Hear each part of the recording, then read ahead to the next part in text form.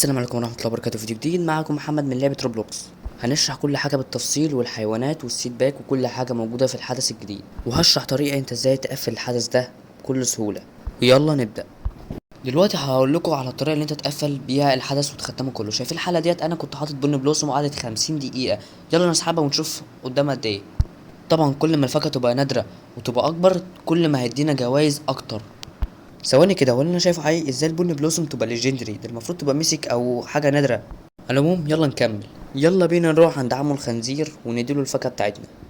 وطبعا احنا لما نيجي نديله الفاكهه لازم الاختيار رقم 4. ايوه هو خد اهو. ورينا بقى اعطاني ايه. اعطاني السيت باك بتاعه الحدث، واعطاني نبتتين والريكورن و3 كورن. ايه يا جدعان الهبل ده؟ معرفش ازاي ادينا الحاجات دي مع ان البن بلوسم نادره. فتحنا اول سيت باك، حظ يقرف بجد والله. رير ما لهاش اي ست لازمه. هنجرب واحده تانية. يا رب يا رب اي حاجه نادره. اللعبه بتكرمني. جوائز اللعبه عندنا هنا ميوتيشن سبراي بيرنينج بتاعه البومه المطبوخه، وفي هنا نبته وفي سيت باك. طبعا في نبته الجراند توميتو دي هتبقى اندر فاكهه موجوده في الحدث حاليا، لان في احتمال كبير ان ممكن تكون في فاكهه اقوى من الفاكهه دي. طبعا احنا هنا عندنا سبرينكر ادفانس، وهنا ايه ده؟ البيض ده يا جماعه انا هشرحه بالتفصيل حرفيا كمان دقيقتين 3 كده. هشرحه بالتفصيل كل حاجه بتعمل ايه. وفي هنا سبراي هاني اللي هو بتاع دب العسل. بالنسبه للفار الاحمر فانا هشرح قدراته مع بقيه الحيوانات التانية. وفي ميوتيشن سبراي فرايد، ما اعتقدش ان هو مميز قوي. وفي نبته جديده تحت على الشمال، انا اعتقد اسمها تاكو. تقريبا برضو هي نبته مفيده على فكره وممكن تتباع بسعر غالي. وبس ده تقريبا كل حاجه. شايفين يا جماعه البن بلوسم ديت هي 600 مليار دلوقتي حاليا، فانا هحاول اوصلها للتريليون بسرعه. وهدي كل شخص فاكهه. كل اللي عليك تضغط لايك وتكتب تم في الكومنتات وتكتب جنبها اسمك، وانا هختار 5 اشخاص عشوائيين هديلهم الفاكهه دي. لو وصل الفيديو ل 100 لايك فانا ممكن اخليهم بدل 5 اشخاص ممكن اخليهم 15 شخص. بس حلو قوي كده. طبعا دلوقتي احنا معانا اول حيوان اللي هو الفار الاحمر ماوس موتشي.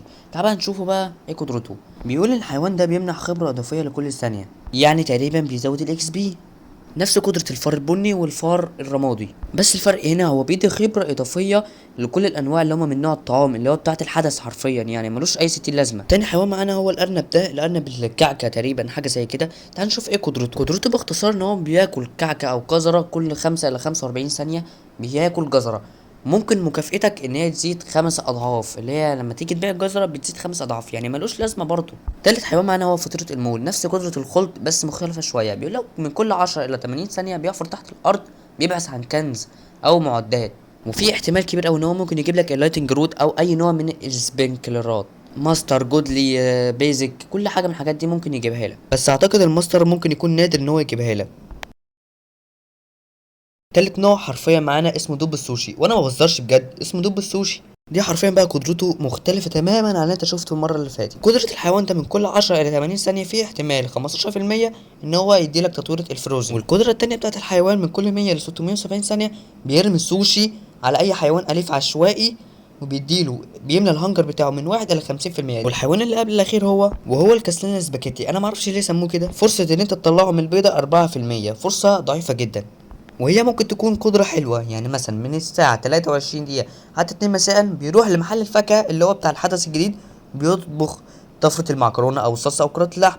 واعتقد ان هو ممكن يرجع لك الفاكهة ديت وحاجة من ال3 تطويرات الموجودة قدامكم دي. على ما اعتقد ممكن تكون قدرة مفيدة. ويلا بينا على الحيوان الاخير، وانا حاسس ان هو قدرته شكلها تبقى جامدة، وهو النمس الفرنسي. فرصة ان انت تطلعه من البيضة هي 1%، فرصة ضعيفة جدا. قدرته باختصار هي قدرة غريبة وعجيبة برضه وما ينفعش تنسخها بالاخطبوط. وهي قدرته من كل 20 الى 60 دقيقة بيزيد مستوى اي حيوان عندك في المزرعة بنقطة واحدة. على ما اعتقد ان هو الاكس بي، يعني مثلا لو عندك حيوان مستوى 49 فهو ممكن يزوده الى مستوى 50، ودي قدرة مفيدة لو انت هتقفل. طبعا انا شرحت كل حاجه موجوده في التحديث ده، ولو انت معاك اي حاجه من 3 فاكهات اللي انا هقولهم دول فانت كده ضامن نفسك ان انت تقفل التحديث ده.